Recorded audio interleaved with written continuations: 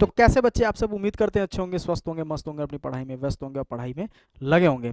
तो जैसे कि बच्चा पेपर की घड़ी बहुत ही समीप आ गई है और हम लोग क्विक रिवीजन लेके चल रहे हैं और ज़्यादा टाइम ना लेते हुए हम लोग इस वीडियो को स्टार्ट भी करेंगे। उससे पहले मैं आपको बता दूं, ये सारे आपको मैं हैंड रिटन नोट्स दे रहा हूँ किसके अकॉर्डिंग, जो रैशनलाइज सिलेबस 2023 टू 24 का है उसी के अकॉर्डिंग। मतलब इतनी थ्योरी तो अकॉर्डिंग टू दिस ये इनफ होगी, बट उसके जो क्वेश्चन होंगे उनकी आपको जो PYQ हैं, सैम्पल पेपर है, उनको बखूबी आपको सॉल्व करके जाना है। तो मैं आपका 1 मिनट से भी कम इस टाइम में ये टाइम लूंगा कि आप ये पीडीएफ मिलेगी कहाँ से। तो आप पीडीएफ बच्चा मिलेगी यहाँ से, जैसे कि मैं हर वीडियो में बता रहा हूँ आपको।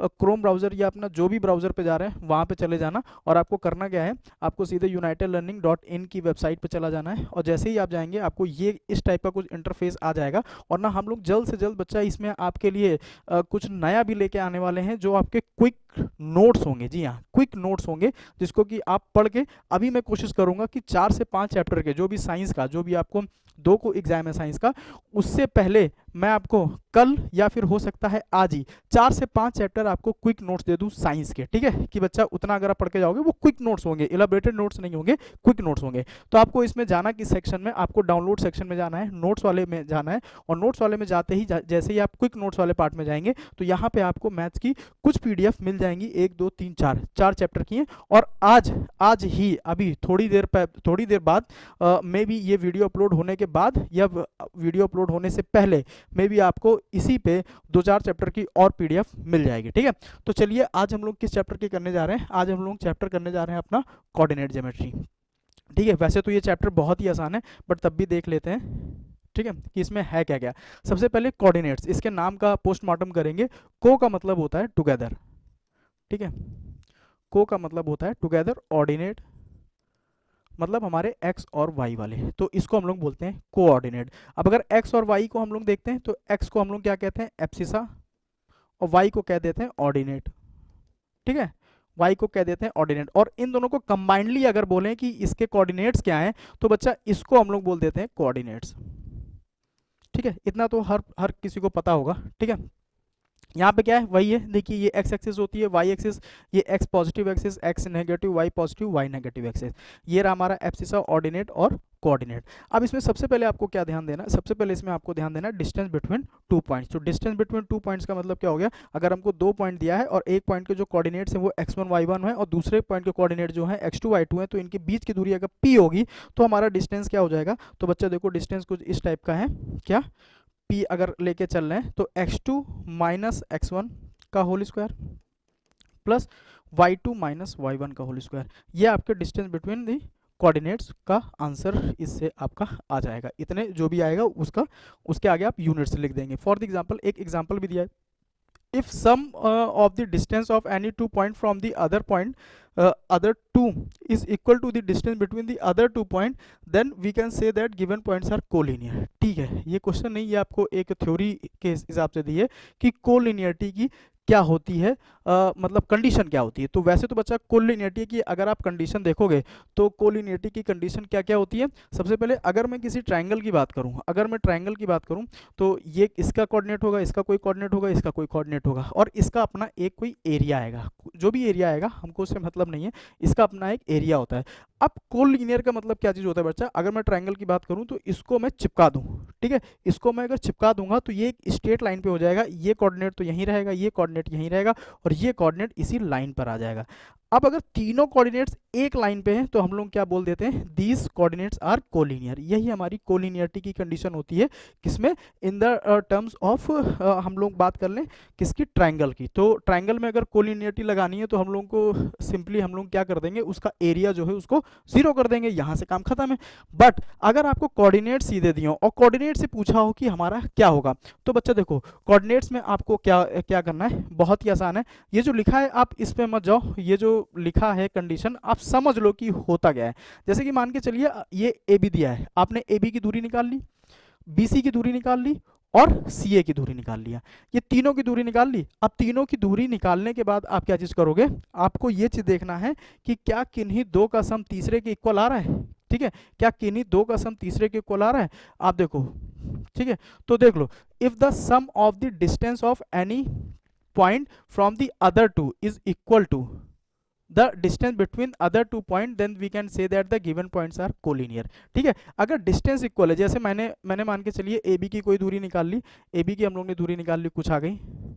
ठीक है, ए बी की मान लीजिए ए आ गई, और बी सी की आ गई बी, और सी ए की आ गई सी। ठीक है, तो क्या बोला है, अगर किन्हीं दोनों का सम तीसरे के इक्वल हो गया, किन्हीं भी, चाहे मैं ए बी को इक्वल वो सम कर दूं इक्वल टू सी आ जाए, बी सी को सम करके इक्वल टू ए आ जाए, या सी ए को सम करके इक्वल टू बी आ जाए, तो ये तीनों पॉइंट्स हमारे क्या होंगे, कोलिनियर होंगे। ठीक है, उम्मीद करते हैं यहाँ तक आपको समझ में आया होगा। नेक्स्ट हमारा क्या है, इसमें बहुत ही आसान है, क्या हमारा सेक्शन फॉर्मूला। ठीक है, सेक्शन फॉर्मूले में क्या दो फॉर्मूले होते हैं, एक्सटर्नली और इंटरनली। फिर से मैं बच्चे बता दूं, ये क्विक रिवीजन की वीडियो है कि जिन बच्चों का, देखिए आप एकदम से कोई चीज़ छोड़ के बैठ नहीं सकते हो।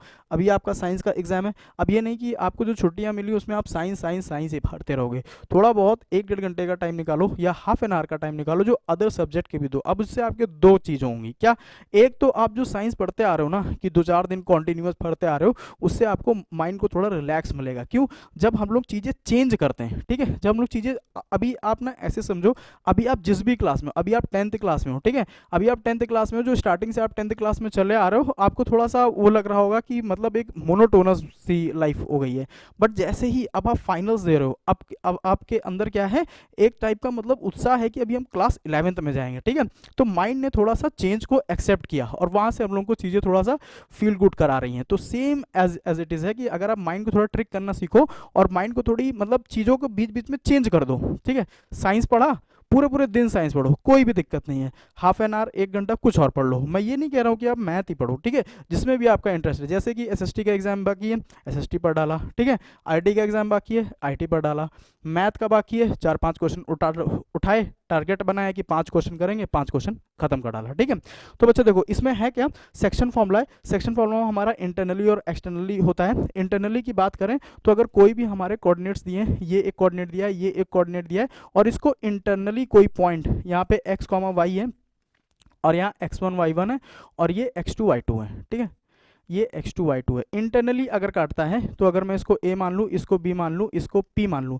तो p के हमारे कोऑर्डिनेट्स क्या होंगे, या फिर बोल दें जो हमारे कैपिटल x, y क्या होगा। ठीक है, तो कैपिटल x, y आपको कैसे पता चलेगा, सबसे पहले आपको पता होना चाहिए किस रेशियो में कटा है। ठीक है, तो रेशियो हमने मान लिया m:n, तो m:n माना, तो हमारा x का कोऑर्डिनेट क्या आएगा, m:x2, m:x2 प्लस क्या m, सॉरी n क्रॉस में होता है n:x1, ये इंटू का साइन है, n:x1 अपॉन m+n। ये तो हो गया x का। y का कोऑर्डिनेट क्या आएगा, m:y1 प्लस n:y2, सॉरी देखिए क्रॉस में चलना है, m:y2 n:y1 अपॉन m+n। ठीक है, ये हमारा हो गया एक्सटर्नली का x, y के हमारे इससे कोऑर्डिनेट्स आ जाएंगे।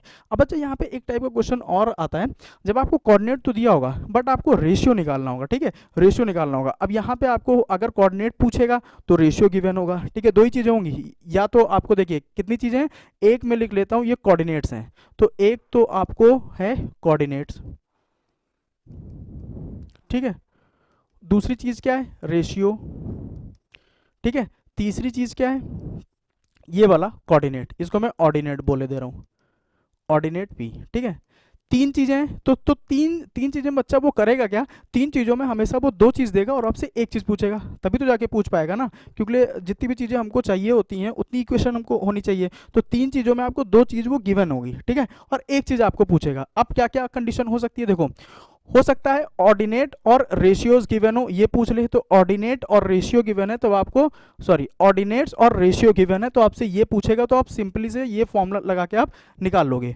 हो सकता है आपको रेशियो और ऑर्डिनेट दे दे, मतलब ये रेशियो दे दे और ये ऑर्डिनेट दे दे, तब भी आप इसी फॉर्मूले का यूज करोगे। और एक टाइप का हमारा क्वेश्चन बनता है, वो कौन सा टाइप होता है, टाइप हमारा ये होता है, मान के चलो यहाँ पे उसने दे दिया क्या 3,2 4,6 और यहाँ पे दे दिया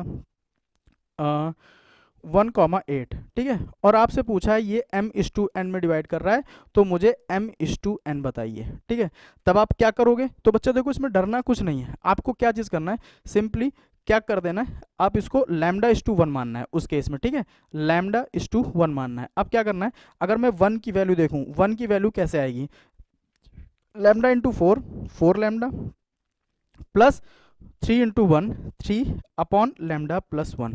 यहाँ से देखो क्या आ गया, क्रॉस मल्टीप्लाई किया, तो क्रॉस मल्टीप्लाई किया तो क्या है, λ/1, λ+1 और इक्वल टू 4λ + 3।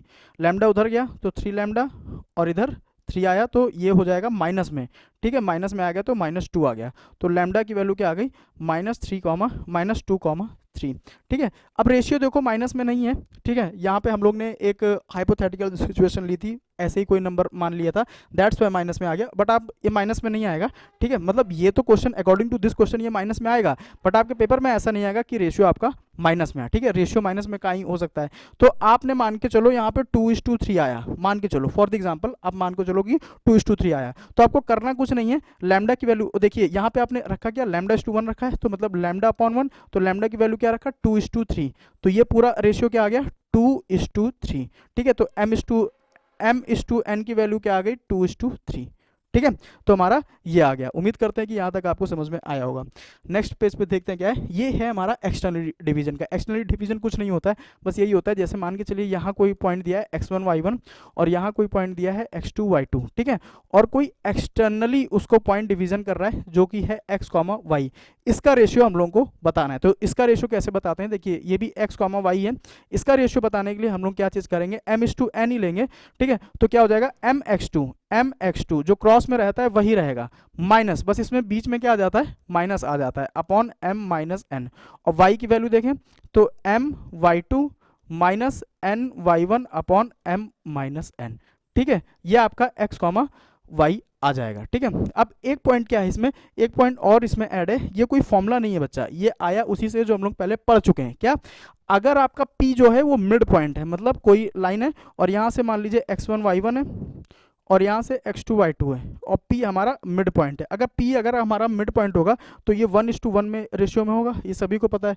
ठीक है। तो यहाँ से हमारा क्या क्या आ जाएगा, अगर मैं इसको x, y मानूँ तो x, y से क्या आ जाएगा, 1, अगर मैं x, y निकालना चाह रहा हूँ तो क्या हो जाएगा, 1, x2 मतलब x2 प्लस 1, y2 वो x1 और दिस 1 + 1 2, y वाला पॉइंट निकालें तो 1 × y2 plus 1 × y1 upon 1 + 1 that is 2, ठीक है। तो वही दिया है कि अगर मिड पॉइंट है, दोनों के x कोऑर्डिनेट को जोड़ के बाई 2 कर दिया और y को जोड़ के बाई 2 कर दिया, तो ये आपका हो जाएगा मिड पॉइंट से, ये आया उसी से, ठीक है।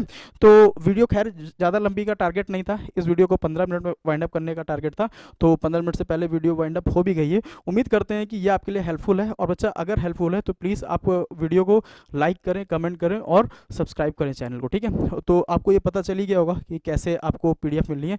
तो मिलते हैं नेक्स्ट वीडियो में, तब तक के लिए जय हिंद।